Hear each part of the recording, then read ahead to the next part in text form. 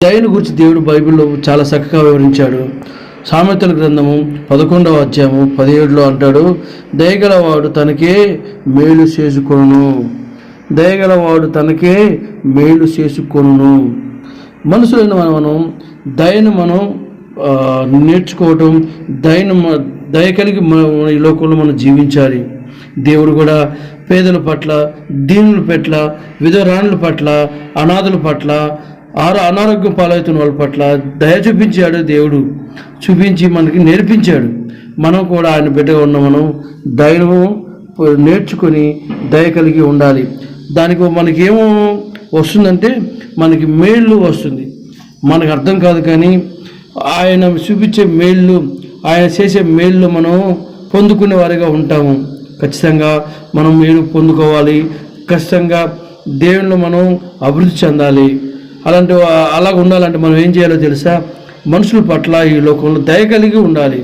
కానీ కొంతమంది మూర్ఖంగా క్రూరంగా ఉంటారు. వాళ్ళకి వాళ్ళకి దెబ్బలు తింటారు, లేదంటే శరీరాన్ని నాశనం చేసుకుంటారు అంటున్నారు. క్రూరుడు తన శరీరానికి బాధ తెచ్చుకోను.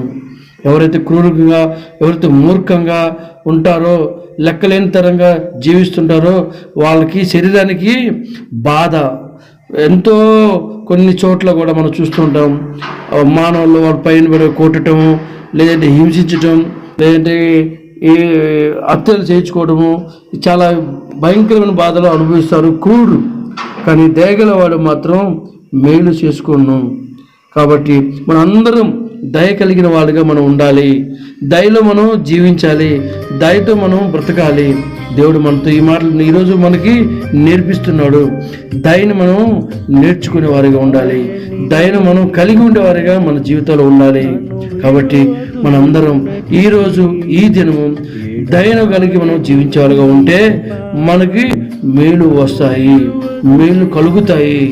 కాబట్టి క్రూరుగా మనం ఉండకుండా, మూర్ఖులుగా మనం ఉండకుండా దయను కలిగి, దేవుని దీవెన కలిగి మేలు పొందే వారిగా మనం ఉండాలి.